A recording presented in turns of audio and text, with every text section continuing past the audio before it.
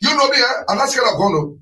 I want to say, why I'm going to come so we can go there to exonerate ourselves. So when you put me at the helm of Liberia, then people start saying, look at the story of Liberia, like people talking Rwanda today. But right now, don't lift your hope too high. Things will get nasty, things will get dirty, because nothing's going to change. Even if you made Jesus Christ Minister of Finance, nothing can change. Nothing will change because the expense is looking you in the face. You have to fund everything. The president vetoed the agreement and said there were plenty of loopholes in the agreement, and he's sending it back to us to correct it. That says that President Weah was senator for 3 years or so, and he know anything about the legislation. That's how grossly and incompetent this gentleman has been, and thankfully we rescue the country already. Training of 10,000 people, young people in IT in 6 months by President Boyka, we think is a joke. Clearly, it's not realizable. Training in IT, you don't, first thing first, 10,000 people. Where are you going to gather them in the first place to train it? Let's assume you're not going to gather them to train it. Let's assume you're going to stay to your houses to be trained. So that means government is saying it's going to have constant electricity, it's going to have internet availability, or it's going to provide solar to the beneficiaries. That make that program extremely expensive. And then you can't train anybody in IT in 6 months. What we need to do is to establish STEM education in our existing schools that already have brick and mortar, that already have students sitting in the school, right?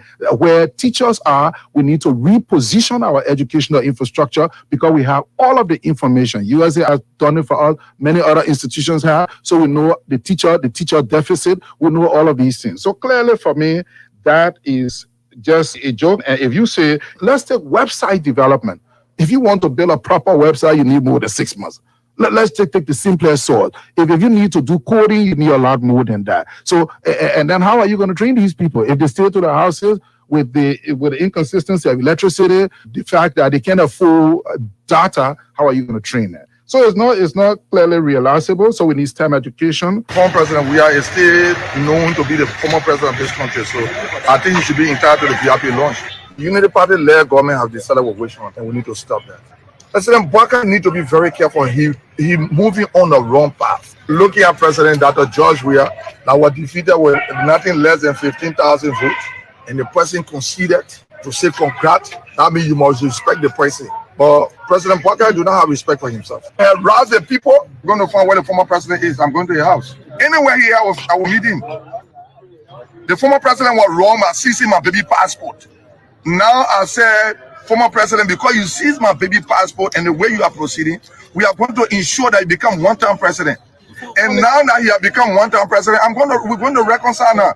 Anywhere he had, the manner and form in which they denigrated the former president, the manner in which and form in which they denigrated the former president to the airport is wrong. Joseph Boyka should understand that the finger he showing another one coming to him, he should expect what he's doing to the former president to happen to him. And if it is during my term as president, I may be on the ballot. I'm going to see former president Dr. George Weah. I've been calling him by that name. George Weah is a reconciler. Yes, he is. The fact that he was able to concede with that small vote, that means he wanted peace in the country. Former president. 4, 5, 6, I'm missing you. 7, 8, 9, I want you back. 1, 2, 3, I love you. 4, 5, 6, I'm missing you. 7, 8, 9, I want you back. Long time no see. Out your love, I'm alone. And of course, long time no see. That's how he appears. As some of you will have the understanding directly that long time no see, without you, the wealth of life a person might have opted to live, it tend to be on the negative. Reach for you. And that's why you see many people will say the country is underdeveloped. The privilege given others have not been widely spread for everyone's consumption. And of course, you fool the wise man once, not twice, but you fool the fool as many as you can. That's the difference between the wise man and the foolish man. I love you. The home of a bird always appear risky for the walking less animal. That way is know the back will hang, and that's the home of the bat. So it tends to be risky for the two legs animal, especially those animals that we want to claim.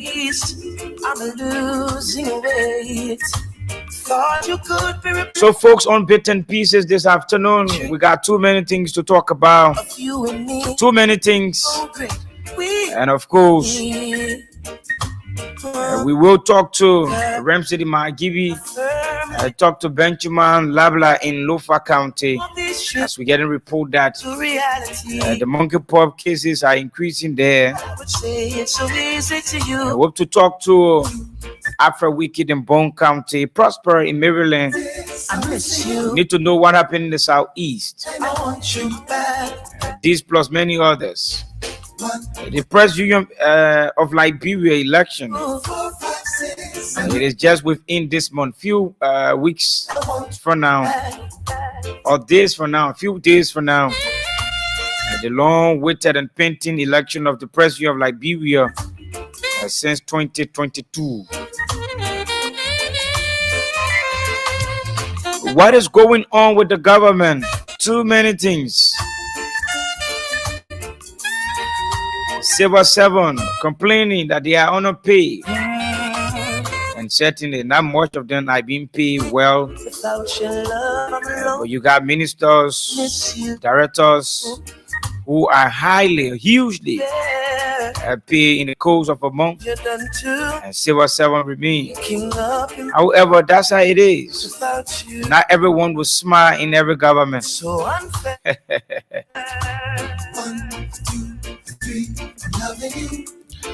and of course, we hold it right here and say good afternoon to all of you. Welcome to the show Bits and Pieces. My name is Edwin Melvin Jua. I want to say good afternoon again to you. So, folks, before we go in detail with our first discussion, I want to inform you that the cash giveaway is on, and the golden jackpot as usual every Wednesday. But the golden jackpot today is kind of different. We want to say we're presenting the golden jackpot differently today. Why? Because schools have opened, and you know the many schools have opened with our many children, and we are struggling, finding it difficult to get the school fees, and at the same time we're finding it difficult to get them prepared for school. So the bag, a pencil, pen, the water bottle, and other stuff. The golden jackpot, Voice of Liberia say, is on us. So you who listening, there is just an opportunity for you to play the game and be that successful winner. And we wish all of our players a successful win on today. So those of you who want to play now, we are trying to figure out the code. We come back and we pick it up. But then the debate last night from Kamala Harris and Donald Trump, I thought to just chip it in a bit. Not that much part you will hear, but at least to give the understanding and hear a bit of the debate last night while we prepare to come back quickly with the golden jackpot. But play *799 *90#. You okay? And just play with your 200 Liberian dollars, or you play with $1.50 and win yourself the package right here. The package is 10K in the back bag, 10K plus book bag, plus copybook, plus water bottle, plus pencil pack, everything in the bag. So just $200 Liberian dollars you play to win that one there. So we listen to the debate a bit, just a bit, and then we come back, we get into our full discussion. The aspirations, the dreams of the American people. And that is why I imagine and have actually a plan to build what I call an opportunity economy. Because here's the thing. We know that we have a shortage of homes and housing. And the cost of housing is too expensive for far too many people. We know that young families need support to raise their children, and I intend on extending a tax cut for those families of $6,000, which is the largest child tax credit that we have given in a long time, so that those young families can afford to buy a crib, buy a car seat, buy clothes for their children. My passion, one of them, is small businesses. My mother raised my sister and me, but there was a woman who helped raise us. We call her our second mother. She was a small business owner. I love our small businesses. My plan is to give a $50,000 tax deduction to startup small businesses, knowing they are part of the backbone of America's economy. My opponent, on the other hand, his plan is to do what he has done before, which is to provide a tax cut for billionaires and big corporations, which will result in $5 trillion to America's deficit. My opponent has a plan that I call the Trump sales tax, which would be a 20% tax on everyday goods that you rely on to get through the month. Economists have said that Trump sales tax would actually result for middle-class families in about $4,000 more a year, because of his policies and his ideas about what should be the backs of middle-class people paying for tax cuts for billionaires. President Trump, I'll give you 2 minutes. First of all, I have no sales tax. That's an incorrect statement. She knows that.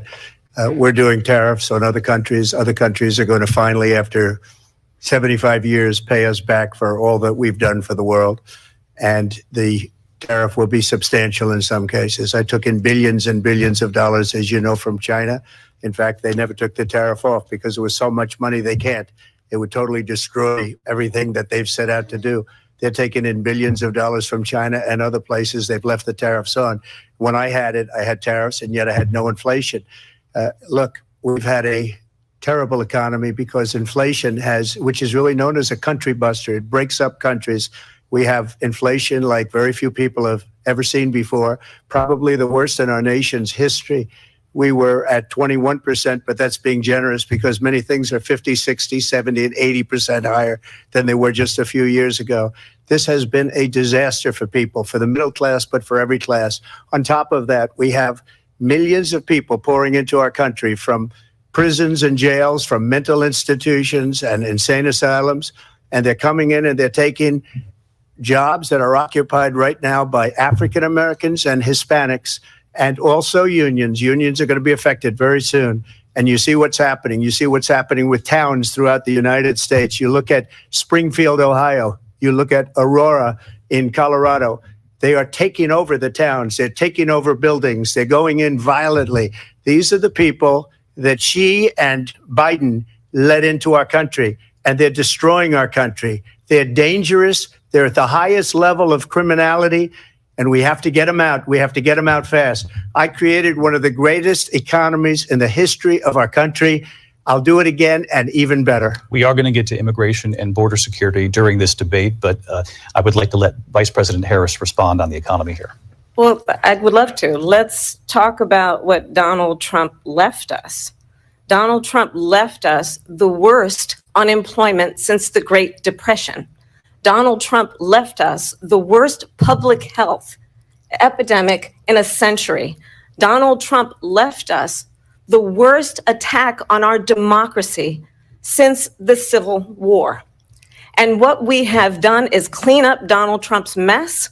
What we have done and what I intend to do is build on what we know are the aspirations and the hopes of the American people. But I'm going to tell you all in this debate tonight, you're going to hear from the same old tired playbook, a bunch of lies, grievances, and name calling. What you're going to hear tonight is a detailed and dangerous plan called Project 2025 that the former president intends on implementing if he were elected again. I believe very strongly that the American people want a president who understands the importance of bringing us together, knowing we have so much more in common than what separates us.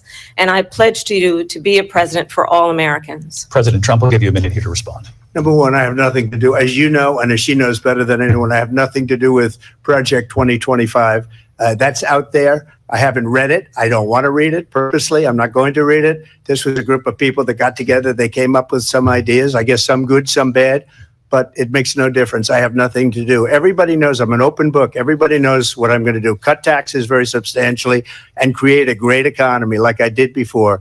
We had the greatest economy. We got hit with a pandemic. And the pandemic was not since 1917, where 100 million people died, has there been anything like it. We did a phenomenal job with the pandemic. We handed them over a country where the economy and where the stock market was higher than it was before the pandemic came in. Nobody's ever seen anything like it. We made ventilators for the entire world. We got gowns, we got masks, we did things that nobody thought possible. And people give me credit for rebuilding the military. They give me credit for a lot of things, but not enough credit for the great job we did with the pandemic. But the only jobs they got were bounce back jobs. These were jobs bounced back, and it bounced back and it went to their benefit. But I was the one that created them. They know it, and so does everybody else. Vice President Harris, I'll let you respond. So Donald Trump has no plan for you. And when you look at his economic plan, it's all about tax breaks for the richest people. I am offering what I describe as an opportunity economy, and the best economists in our country, if not the world, have reviewed our relative plans for the future of America. What Goldman Sachs has said is that Donald Trump's plan would make the economy worse. Mine would strengthen the economy. What the Wharton School has said is Donald Trump's plan would actually explode the deficit.